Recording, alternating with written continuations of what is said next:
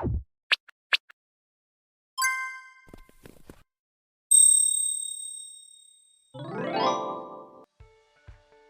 ¿qué tal? Sean bienvenidos. Este es nuestro primer episodio del podcast. Hoy como invitada especial tenemos a Ivy. Mucho gusto, te agradezco mucho por venir aquí. Muchas gracias, es para mí un honor el poder estar aquí para compartir contigo sobre nuestra experiencia en Coica. Ok, perfecto. ¿Será que nos puedes platicar un poco de qué es lo que haces en Coica? Claro que sí, yo soy la experta en salud, trabajo en Coica desde el 2018 y mi rol es el de coordinar los proyectos tanto de salud y género para ver que las actividades de los proyectos puedan implementarse de manera óptima. Entonces trabajamos en la coordinación directa con los gobiernos nacionales, con las agencias multilaterales, además hacemos la visita a los sitios de proyectos, evaluamos cómo se están implementando, hacemos el seguimiento a toda la capacitación que se da a través de nuestros proyectos, vemos el tema de la gestión de la calidad, de los datos que se van generando y hacemos un trabajo muy integral con todos ellos. Claro, ¿y será que nos puedes hablar un poco de estos proyectos? ¿Qué proyectos han entregado? ¿Dónde más o menos todo eso? Mira, como COICA hemos estado trabajando mucho en el sector del altiplano. Inicialmente nuestro primer proyecto, por ejemplo, inició en 1995, o sea, llevamos como 30 años de cooperación acá en Bolivia y el primero fue en El Alto, que fue un hospital básico que es muy conocido, el Hospital Municipal Modelo Corea. Inició como un hospital básico enfocado en salud materna. Posteriormente, ya en 2007, hemos hecho una ampliación de un segundo bloque, ya dedicado a todo lo que era atención materna, neonatal, emergencias pediátricas, consulta externa en ginecología, pediatría, un laboratorio de patología, salas de internación. Luego hemos tenido en este proyecto una tercera fase que inició el 2007 y que se entregó el 2021, el cual es el tercer bloque del Hospital Municipal Modelo Corea, con el cual consolidamos todo este hospital como un hospital referente de segundo nivel, ya con 56 camas de internación general, además tiene terapia intermedia, un servicio de emergencias de otro nivel, realmente es muy lindo si tuvieran la oportunidad de conocerlo. Tiene quirófano de emergencias, tiene camas especiales divididas según las secciones que se necesitan, además de equipos de rayos X y otros servicios de consulta externa y de especialidad como son traumatología, trabajo social, etc. ¿Y cómo escogen el lugar donde van a realizar el proyecto, no? Porque me estás diciendo varios lugares donde han creado. Me gustaría saber cómo escogen el lugar. Mira, esto no es que nosotros escogemos, en realidad lo que se hacen son postulaciones de proyecto que nos llegan a través del Ministerio de Planificación. Para que un proyecto se postule, digamos, ¿qué es lo que hacen las personas, las instituciones? En realidad puede ser un municipio, puede ser una gobernación. Ellos llevan un proyecto en el cual ellos especifican, digamos, las necesidades que tienen. El ministerio ve si está alineado con los objetivos que ellos tienen, con las metas de desarrollo sostenible del PEDES, y ellos son los que nos entregan estas postulaciones. Nosotros lo que hacemos es ver si realmente es pertinente y factible a través de nuestra experiencia como cooperación poder solucionar el problema que ellos están planteando en ese momento. ¿Y estos proyectos de qué manera es que los evalúan? ¿Cuántos proyectos reciben y cuál es el proceso de evaluación para ver? Bueno, realmente es un proceso bien largo, ¿no? Empezamos con lo que es la formulación de un documento de proyecto. Este lo llenan las instituciones públicas. Básicamente tiene 3 componentes principales, que es 1, los objetivos del proyecto, 2, la justificación, que es lo más importante, porque ahí nos tienen que contar cuál es el problema y cómo piensan que ello se puede solucionar, ¿no? Tienen que plantear una solución, tienen que justificar que ese problema realmente existe y que la solución puede realmente responder a las necesidades que están planteando. Esa es la primera parte. Y finalmente tiene un componente de lo que es el presupuesto, que eso se puede ajustar, ¿no? Una vez que esos PCPs llegan a los ministerios, cabezas de sector, digamos, en el caso mío llegarían al Ministerio de Salud, ellos revisan estos y ajustan con los municipios o con los postulantes cuáles son las mejores formas de poder solucionar. Y ven si es una prioridad de Estado. De ahí lo mandan al Ministerio de Planificación, donde también a través del Viceministerio de Financiamiento Externo, ellos revisan que esté realmente alineado con lo que es el Plan de Desarrollo Económico y Social de Bolivia, y ellos nos envían a COICA estas postulaciones. Bueno, cuando llegan nosotros vemos si realmente está bien llenado el documento de proyecto, que es lo que a nosotros nos interesa, ¿no? Que es el Project Concept Paper, nosotros le decimos PCP. Entonces, cuando vemos que el documento está bien llenado, todo, nosotros tenemos que enviar a la sede de COICA. Imagínate, tenemos más de 60 oficinas a nivel mundial y todos envían a través de esta convocatoria a la sede. Hay un comité técnico, evalúa la pertinencia y la factibilidad del proyecto. Si este proyecto pasa a una segunda etapa, se mandan expertos de Corea a que vengan a evaluar in situ. Digamos, el problema planteado es real, si la solución planteada es factible, ¿no? Y ellos ayudan a la institución a escribir un documento de proyecto para postular a una siguiente etapa. Esa siguiente etapa nuevamente llega a Corea, la evalúan en COICA, luego lo van a evaluar en el Ministerio de Relaciones Exteriores, posteriormente en el Ministerio de Economía para ver del presupuesto y demás, y finalmente, si todo está bien, entonces ellos van a hacer lo que es ya la aprobación en la Asamblea. Es un periodo que a veces puede tomarnos hasta 2 años. Es un periodo bastante largo. Veo que todo esto es realmente una serie de pasos a seguir, pero realmente con un seguimiento muy profundo, ¿no? Entonces, quisiera saber qué es lo que te motiva siempre a seguir en esto, porque debe ser como pesado hacer estos proyectos y demás. Sí, o sea, hay una parte, ¿no?, que es muy de escritorio, que es a veces pesada, pero lo que más te motiva es saber que a través de esto puedes cambiar la situación del país, puedes cambiar la realidad de las personas, puedes salvar una vida, y no hay nada más gratificante que saber que con tu pequeño granito de arena estás haciendo algo por alguien más.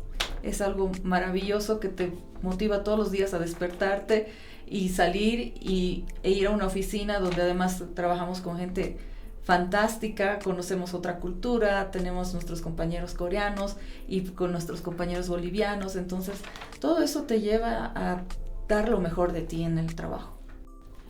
De todas estas experiencias que has tenido, ¿hay alguna que te haya marcado, que te haya conmovido, no te haya llegado al corazón de estas historias, quizás? Mira, algo que me ha pasado que ha sido el tema de la salud materna, ¿no? Entonces, ver cómo una mujer puede tener su bebé de manera segura, ¿no? Es algo muy emotivo.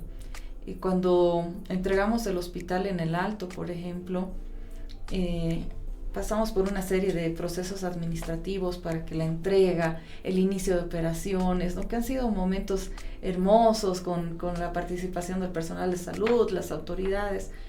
Pero el día que a mí me mandaron la foto y me mostraban las salas con las personas esperando y que estaba funcionando y hay una persona que le estaban curando, realmente fue un momento muy emotivo de saber que estaba funcionando. O sea, ya no era una idea, ya no era un edificio vacío, sino era una infraestructura viva que prestaba un servicio. Eso ha sido algo que realmente ha cambiado todo lo que sentía en ese tiempo, que era tal vez solo pensar en el proyecto y en los números, en los datos, pero no, realmente ves algo vivo, y eso es lo más lindo del proyecto de COICA.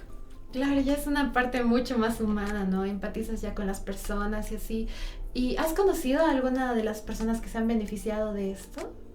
Sí, las he conocido, ha sido muy lindo. Me gusta mucho cuando voy, digamos, a los hospitales y de pronto me dicen, yo nací aquí, ¿no? Entonces, y ahora trabajo aquí. O sea, ¿cuántos años han pasado que dice, ya trabajo acá, ¿no? O una persona que me dijo, el día de la inauguración me fracturé el pie y me atendieron aquí, y ahora estoy haciendo mis pasantías. Entonces, conocer a esas personas es algo muy genial. Pero muchas veces en lo que esperamos una reunión, generalmente me siento con las personas que están esperando en consulta, en Oruro, en el Alto, y les pregunto, ¿no? ¿Qué estás haciendo? ¿Cómo te sientes? ¿Te están atendiendo bien? ¿No? Y muchas me dicen que al principio cuando entran a los hospitales que han sido financiados por COICA, el Hospital Oruro Corea, por ejemplo, muchos preguntan si es un hospital privado, ¿no? Ellos ven una infraestructura tan buena, igual en el Alto, y preguntan, ¿se paga? ¿No? Y es algo que nos lleva a pensar que nuestra calidad de los servicios realmente no por ser público tiene que ser algo precario, más al contrario deberíamos nosotros poder brindar lo mejor en un servicio de atención público. Verlos a ellos y que la persona de admisión les responda, no señor, esto es parte del sistema público de salud, esto es parte del SUS, ¿no? El Seguro Universal de Salud, y ver la cara de ellos de, qué bien, o sea, es algo que te llena de orgullo. Claro, me parece increíble todo esto. Quisiera curiosear un poco más, por ejemplo, se han hecho ya los hospitales ya hace bastantes años, como cada cuánto los vuelven a equipar, siguen capacitando, ¿no?, a las personas. ¿Cómo suele ser este proceso? Generalmente nuestros proyectos son integrales, ¿no? O sea, cuando hacemos un proyecto, no solo se trata de un edificio, no solo se trata del equipo, sino se trata de capacitar a las personas, porque ellos al fin y al cabo son el corazón de la institución. Si ellos no están bien capacitados, no importa el equipo que tengas, no va a funcionar bien. Si esas personas no son empáticas con la gente que llega, la gente no se va a sentir bien. Entonces, en esta integralidad que busca la calidad del servicio, nosotros vamos capacitando durante todo el proyecto. No son proyectos cortos, son proyectos de 5 años. Pero hemos tenido la experiencia de no terminar en una sola cosa, sino continuar con otros proyectos que van enlazándose a los proyectos iniciales. Por ejemplo, cuando hemos construido el Hospital Oruro Corea, la infraestructura estaba más enfocada en lo que era atención materna y el proyecto se entregó como hospital el 2017. Sin embargo, también empezamos un segundo proyecto que fue llamado Mejoramiento del Estado de Salud y Calidad de Vida en el Altiplano, más cortito, Promesa, Proyecto Mejora Salud, en el cual nosotros hemos ido a fortalecer ya no solo el hospital, sino el sistema. Entonces hemos visto que había que fortalecer toda la red que iba a referir pacientes. Entonces hemos fortalecido los hospitales de segundo nivel, que es donde más o menos se tienen que atender los partos normales, los problemas de la presión alta, ese tipo de cosas que no necesitan un hospital tan grande de referencia y complejidad como es el Hospital Corea. Entonces los hemos reforzado, les hemos dado equipamiento, les hemos dado capacitación y después también hemos llegado a las redes de salud, a los pequeños centros de salud que forman estas partes para que igual ellos tengan una capacidad resolutiva real. En teoría, 80% de todas las cosas que nosotros pasamos deberían solucionarse en este primer nivel. Claro, porque tú para un resfrío no necesitas ir al especialista, subespecialista más grande. Lo que tú necesitas es un médico que te revise que estás bien, que no te vayas a complicar y que te solucione el problema ahí, cerca de tu casa. Entonces es ahí donde nosotros trabajamos para que toda la red funcione y el hospital no colapse con cosas que podrían ser solucionadas más abajo. Entonces vemos toda esta parte y ya no es que hemos cortado y toma un hospital y chao. No, hemos seguido igual en el Alto fortaleciendo la red. Luego, ¿qué más nosotros hacemos? Tenemos otros programas de capacitación como son el programa CIAT, en el cual también hay programas que hacemos cortos, cursos cortos, que el personal que ha sido capacitado puede postularse y puede ir a Corea a seguirse capacitando. El año pasado hemos terminado 3 años de capacitación en salud materna justamente en el Alto. Otra cosa muy importante que hemos hecho en estos últimos proyectos es no solo fortalecer la parte médica, pero también la parte administrativa. Porque igual, o sea, un hospital y todo el sistema de salud es tan grande que obviamente tú necesitas comprar servicios, necesitas comprar medicamentos, tienes que contratar médicos y para todo eso tienes que tener un pool profesional que pueda realmente servir al hospital y administrarlo de mejor manera. Entonces hemos fortalecido los servicios departamentales de salud en Oruro, por ejemplo, hemos fortalecido lo que es la gobernanza. Y para que todo el sistema funcione, también tenemos que pensar en lo que son las políticas de salud. El Ministerio de Salud lanza una política, digamos, por ejemplo, prevención del embarazo adolescente. Entonces ellos van a lanzar, Pero cómo desde este nivel tan alto llega hasta la comunidad, necesitas fortalecer lo que es la rectoría.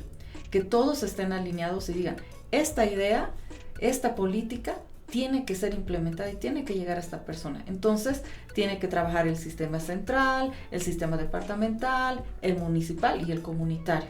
Entonces, en el proyecto, por ejemplo, en Oruro, hemos llegado hasta ese nivel para lograr fortalecer todo el sistema de salud y que no sea solo una isla de un hospital que funcione bien, sino que todo se puede integrar. Y ahora, ¿qué nos faltaba, por ejemplo? Nos falta la respuesta en emergencia. Ya hemos visto los establecimientos, pero ¿qué pasa en los traslados? ¿Cómo la gente va a llegar? Entonces ahora justamente estamos empezando un nuevo proyecto que es el fortalecimiento e implementación del Centro Coordinador de Emergencias en Oruro.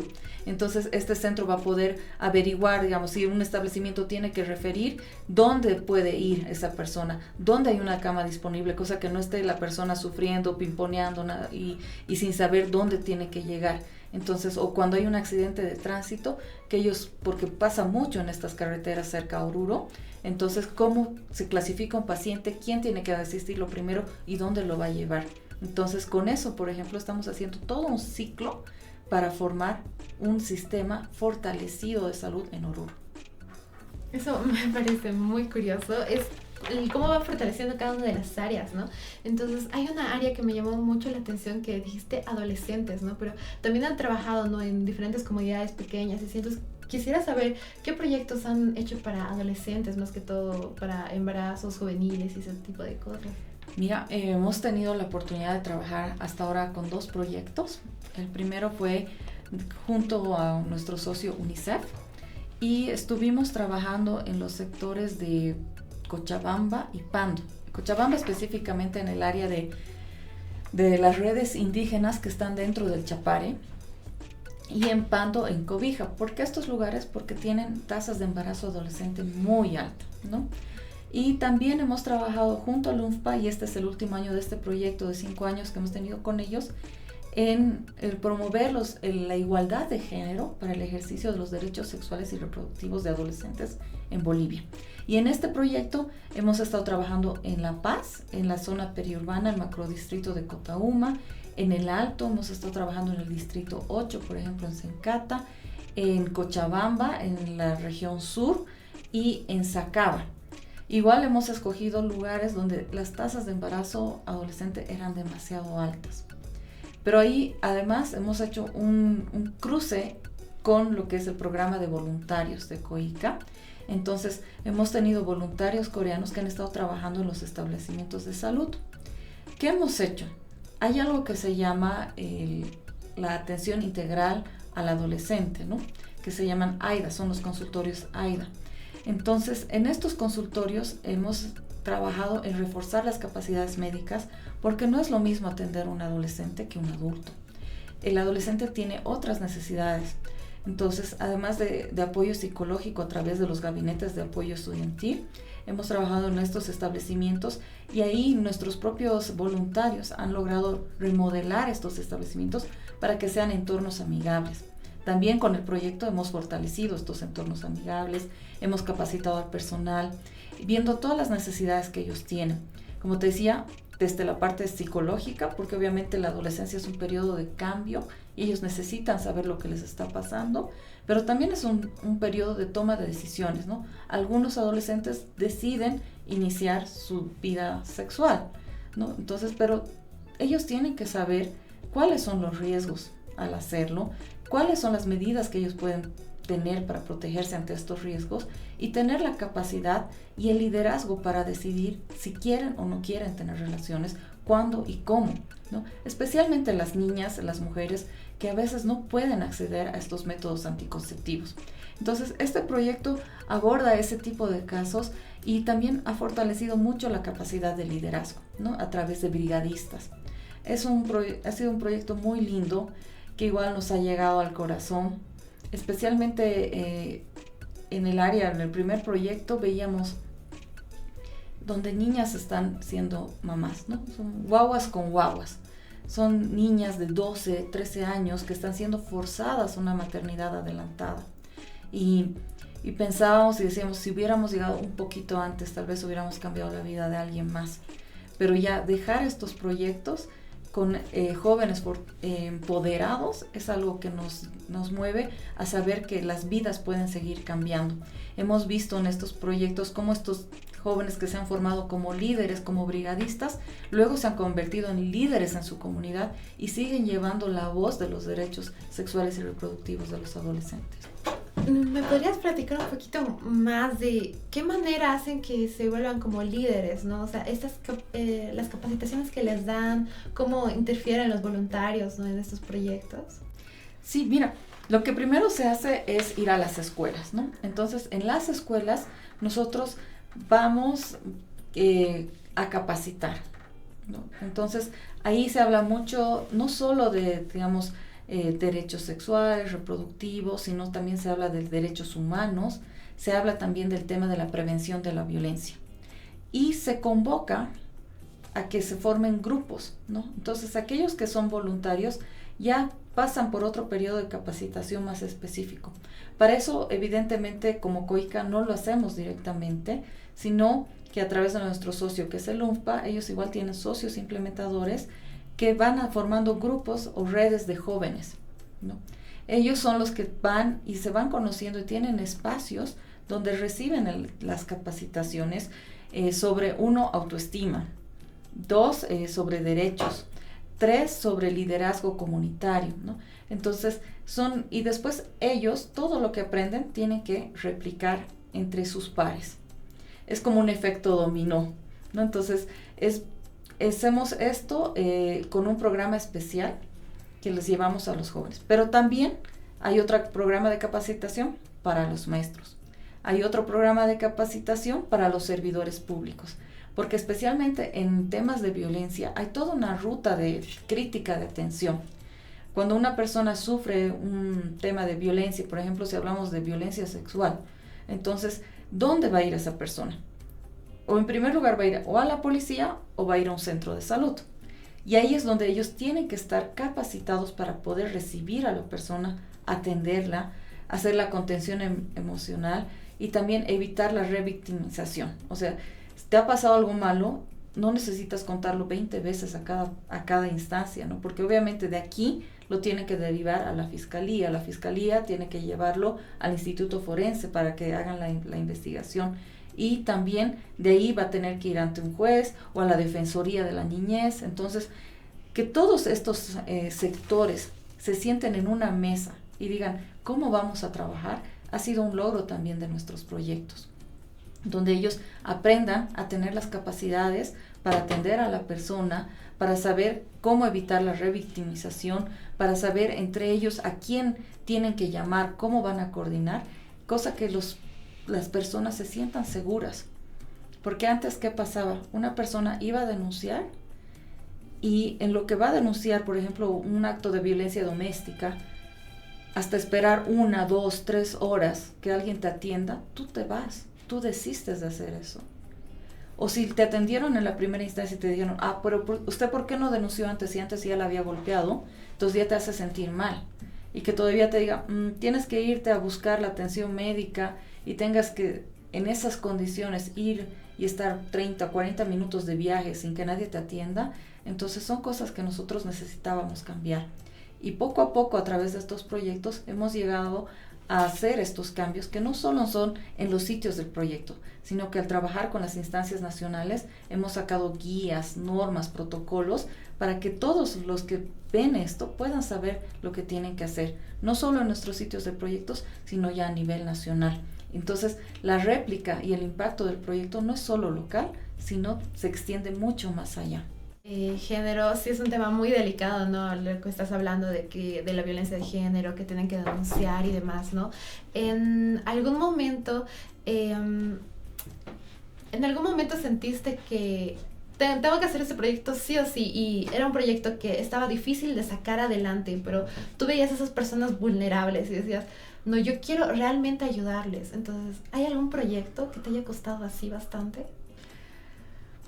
Todos los proyectos tienen sus desafíos, ¿no? Pero cuando tú los lees, ¿no? Realmente no es letra muerta, ¿no? O sea, si bien te dicen las estadísticas, tú puedes ver las personas que están detrás. Y obviamente estos proyectos que son más humanos, que ves directamente, el efecto lo ves inmediato, ¿no? Porque tal vez en un proyecto, qué sé yo, de otra área, para no decir qué áreas, pero o sea, solo ves un edificio, ves un bloque y sabes que a futuro, digamos, va a ser algo. En estos no, porque realmente ves las personas, ves las historias de vida cambiadas. Y entonces siempre nos lleva a dar esa milla extra como COICA, en tratar de hacer las gestiones, en hablar con los actores para que ellos puedan sacar los trámites rápidamente, ¿no? A veces dicen, pero esto no deberías estarlo haciendo tú, debería estarlo haciendo otra institución. Pero si no lo hacemos, si nosotros no nos movemos, sabemos que se puede demorar mucho más. Entonces, sí tratamos siempre de coordinar con todas nuestras contrapartes. Con muchos de ellos hemos terminado ya siendo amigos, por tanto que hemos ido trabajando juntos, a veces en las postulaciones, en las revisiones. Hemos estado horas de horas, hasta altas horas de la noche escribiendo, ¿no? O teniendo estas reuniones. Y durante la pandemia era muy interesante, ¿no? Porque no nos conocíamos, ¿no? Y de pronto, después de la pandemia, nos veíamos sin barbijo y decíamos, ¿eres tú tal? Y sí, soy yo. Y era una emoción, ¿no? Con nuestros contrapartes y hemos tenido los desafíos, pero también hemos conocido personas que tienen ese corazón que tiene COICA, que es luchar por el beneficiario. Entonces, entre estas actividades, ¿has sentido como una gran unidad en la parte de la pandemia? O sea, cuando fue la pandemia, ¿cómo fue todo eso, no? Bueno, realmente la pandemia ha sido, creo, una etapa muy crítica, especialmente para los proyectos de salud, porque estábamos en la época de terminar las construcciones y traer los equipos. Entonces teníamos las demoras en los puertos, ¿no? Incluso teníamos gente que habíamos mandado, personal médico que se estaba capacitado en Corea y de pronto apareció la pandemia, entonces cómo los traíamos, cómo iban a volver, las medidas de seguridad. Han sido desafíos que hemos tenido, pero increíbles durante la pandemia. Y sí, hemos tenido que aprender a adaptarnos a las nuevas circunstancias. Por ejemplo, llegaron los equipos, pero todavía no podíamos instalarlos porque hubo demoras en las construcciones y ahí el municipio del Alto, la gobernación de Oruro buscaron otros espacios, por ejemplo, las ferias departamental, el campo ferial en Oruro, fue el almacén, mientras que la nueva terminal del Alto, que todavía no se había inaugurado, sus galpones fueron los que recibieron estos equipos hasta que logremos nosotros implementar. Pero en ese momento también nos postularon un proyecto que es el Laboratorio de Referencia Departamental, porque justamente vimos cómo hubo un colapso en el sistema de laboratorios, saturaron a los laboratorios y no había un nivel departamental que pudiera, digamos, contener algunas de las pruebas y tal vez procesarlo de mejor manera. Entonces ahí surgió este proyecto. Y como te decía, nuestra obligación era verificar cómo funcionaba el sistema. Y nos tocó ir a los laboratorios donde estaban procesando las pruebas COVID, ¿no? Entonces, eso ha sido una experiencia también, ¿no? Que tú sentías que había mucho riesgo, pero nosotros teníamos que ir igual a ver nuestros hospitales, sabiendo que nos decían de aquí para aquí es el área COVID, cuidado, no pase doctora, ¿no? O entrar y decir, bueno, aquí están, pero tú también veías al personal de salud, esa primera línea, que estaba trabajando pese a condiciones precarias, seguían trabajando. Pese a que ya se habían contagiado, seguían trabajando. Pese a que sus colegas habían muerto, seguían trabajando. Y nosotros no podíamos hacer menos, ¿no?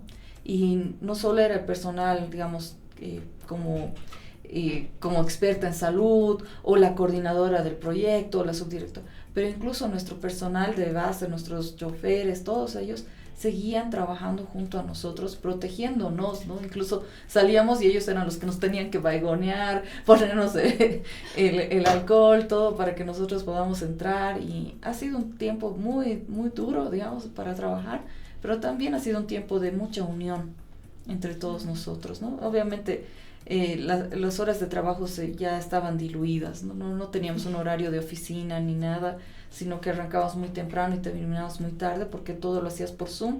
Entonces no nos desplazábamos y las convocatorias, las respuestas de emergencia, los comités que también asesorábamos mucho, eran a cualquier hora, ¿no? Entonces ha sido un tiempo muy interesante para decir algo, ¿no? Difícil, pero también gratificante porque veíamos lo que se hacía.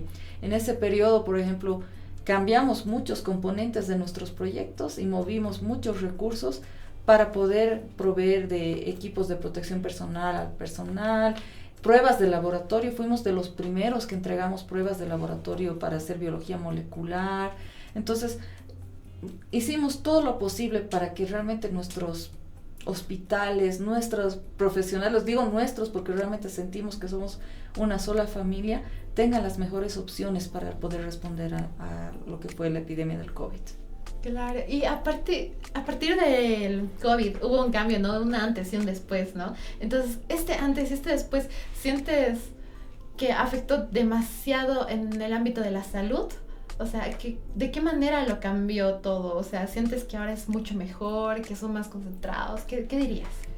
En realidad, bueno, como gestora de calidad en salud, o sea, era como se los dijimos, ¿no? O sea, la bioseguridad, que el uso de ropa de los médicos solo en los establecimientos eran cosas que realmente ahora era cuando se podían aplicar. Y obviamente los estándares de bioseguridad han subido bastante, pero se ha demostrado que debido a este confinamiento que hemos tenido, por ejemplo, bajaron mucho las consultas de atención prenatal, bajaron mucho lo que eran los partos institucionales.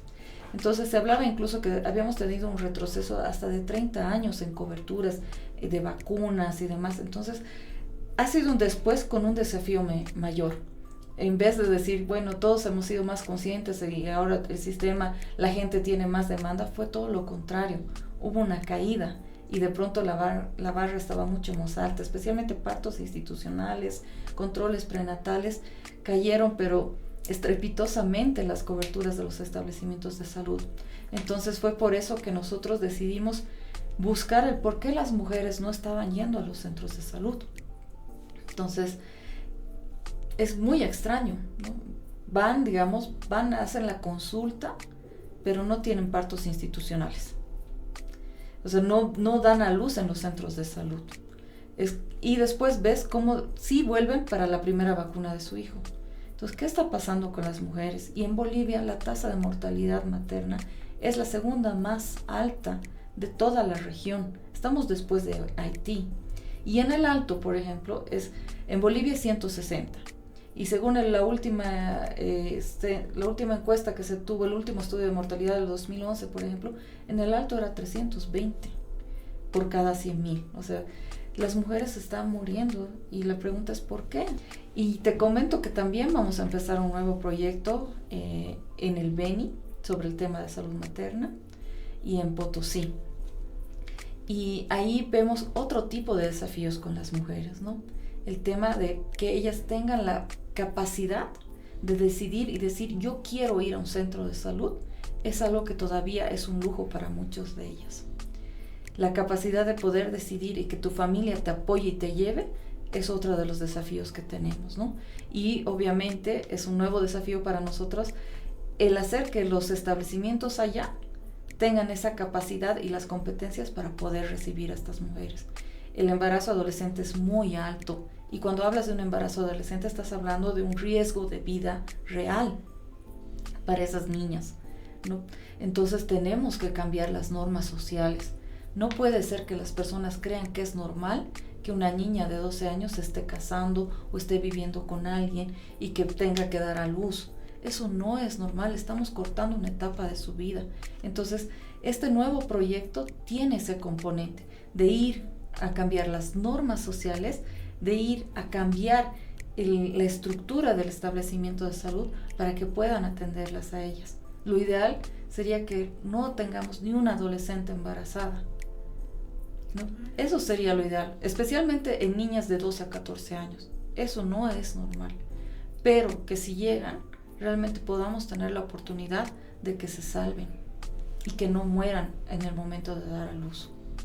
Eso es lo duro, lo difícil, ¿no? O sea, es terrible de cómo mueren las mujeres. ¿Por qué mueren las mujeres embarazadas en general? La primera causa son las hemorragias. Quiere decir que se dan a luz y se desangran. ¿Por qué? Porque no hay un personal, porque han decidido tener en casa y esa persona no va a saber cómo tratar esa hemorragia. Y hasta que llegan a un establecimiento de salud va a ser bien difícil porque tienen que llamar a una ambulancia. ¿Qué pasa si el camino está como ahora están las carreteras? Entonces tenemos que ver que las mujeres puedan decidir y decir, yo quiero tener un parto seguro, y se preparen para tenerlo y que tengan esa oportunidad y no pierdan su vida al dar a luz, que es lo más injusto, ¿no? Es lo más triste. No es solo una vida, sino es toda una familia afectada, y justamente es algo que hemos tratado mucho de cambiar. Por eso es que en nuestros proyectos están los centros de desarrollo de competencias, para que el personal de primer nivel, que es donde llegan, y generalmente llegan y uno no sabe qué hacer, son cuadros así realmente traumáticos, choqueantes, ¿no? Ves una mujer desangrándose y a veces ni siquiera te están diciendo qué es lo que ha pasado, nada, y tú tienes que estar preparado para atender ese tipo de emergencia. ¿Qué tienes que hacer? Entonces muchas veces, y es lo que comentaban en un documental que hicimos que se llama Altas Esperanzas, antes agarraban y les decían, ¿sabe qué? Hasta que llega la ambulancia va a hacer un show, váyase en un taxi, y las despachaban así y no llegaban hasta el hospital, ya no llegaban. Entonces en los centros de desarrollo de competencias hemos logrado que los establecimientos de segundo nivel, en este caso el Hospital Walter Koh, pueda capacitar a la red de salud, a los establecimientos de primer nivel, no solo del área urbana, pero sino del área rural donde pasan estas cosas, para que puedan estabilizar a la paciente, le puedan poner una vía y la puedan traer de manera correcta y tenga una oportunidad de vida. Eso es lo que nosotros tenemos que lograr, que todos sepan lo que tienen que hacer en cada nivel y que estén tan articulados que no perdamos la oportunidad, porque si esa mujer tomó al final la decisión de llegar a un centro de salud, nosotros también tengamos la oportunidad de estabilizarla y llegar a un centro de referencia con las mejores condiciones, y que cada uno donde la reciba pueda tener las competencias para salvar esa vida, no solo de la madre, sino del niño. Y de todos estos proyectos que has tenido, ¿cuál ha sido ese que digas, ok, me voy a quedar aquí, quiero hacer esto realmente y voy a seguir haciéndolo? ¿Y qué proyección ves a futuro de todos estos proyectos? ¿Sientes que realmente estamos mejorando a grandes pasos o que todavía seguimos gateando? Mira, yo creo que como sistema público, obvio que hemos mejorado. Obvio, ¿por qué? Porque hay un seguro universal de salud, el cual está tratando, digamos, de cubrir estas necesidades, los costos operativos del hospital para poder recibir. ¿Qué proyectos? O sea, creo que cada proyecto tiene un pedazo de mi corazón, la verdad, ¿no? Es como una mamá dice, a todos tus hijos los amamos, ¿no? Pero sin lugar a dudas, creo que el tema de salud materna y relacionado con los adolescentes es algo que vale la pena seguir trabajando.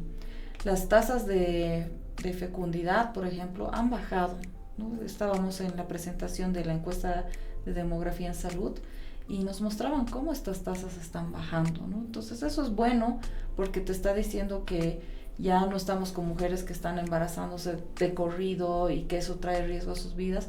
Sí, pero en el sector de los adolescentes todavía siguen subiendo. Entonces ahí es donde tenemos que nosotros ver qué es lo que está pasando. El tema de las enfermedades de transmisión sexual, sí, se están controlando. Más gente está usando el condón, por ejemplo. Pero el grupo que más se está contagiando es el grupo de los jóvenes. Ya no son esos sectores que te decían, no, es que porque tienen un tipo de vida, son los que se contagian más, no son las personas adultas. No, están iniciando relaciones sexuales a temprana edad, pero las están iniciando sin la correcta protección. Entonces, y ves vidas, niños de 13, 14 años, VIH positivos, que tienen que seguir toda una vida con tratamientos para evitar que les dé SIDA. Entonces, esos son los sectores que todavía necesitamos nosotros trabajar, necesitamos enfatizar. Y para mí, la salud materna obviamente siempre va a estar ligada con lo que es la parte neonatal. Y ahí es donde también quisiera que nosotros podamos intervenir mucho más para que estos pequeños bebés tengan la oportunidad de vivir, ¿no? Es algo que a mí me mueve mucho, ¿no? Porque en los años 90 yo perdí un hermano y lo perdí porque no había una incubadora disponible a tiempo, ¿no? Entonces, y son cosas que todavía siguen pasando en algunos lugares y son cosas que no deberían pasar a estas alturas.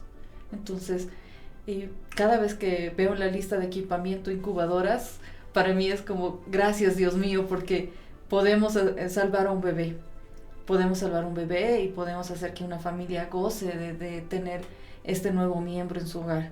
Y son las cosas que te llevan y te mueven a cambiar. Y por último, unas palabras que quisieras decir a una persona que le interesa esta área de salud, ¿no? ¿Algo que quisieras decirle? A ti me gustaría decirte que vale la pena. Todo el esfuerzo, todo el trabajo, todo lo que tú te puedas preparar para servir a otros en el tema de salud vale la pena. No hay nada más lindo que saber que las personas pueden estar sanas gracias a que tú pones tu granito de arena. Muchas gracias, gracias por estar aquí. Nos ha encantado mucho la charla que hemos tenido, informarnos sobre todos estos proyectos y realmente notamos ese apoyo que dan, ¿no? Ese cariño, esa humanidad de que realmente ven por las personas y no solo por las cifras, ¿no? Entonces, realmente es algo muy bonito y se las agradecemos. No, gracias a ustedes por tenernos acá, gracias por permitirnos compartir todo lo que nosotros sentimos, las emociones que tenemos con los proyectos. Tienes razón, para nosotros los números nos cuentan una cosa, ¿no? Y sí, vemos que nuestros indicadores se han cumplido todo, pero sabemos que detrás de esos números estamos viendo cómo las personas tienen un entorno de vida mejor. Eso ha sido el podcast del día de hoy. Muchas gracias por acompañarnos y nos vemos en próximos capítulos donde vamos a hablar de más áreas de COICA y también vamos a hablar sobre la cultura de Corea. ¡Hasta luego!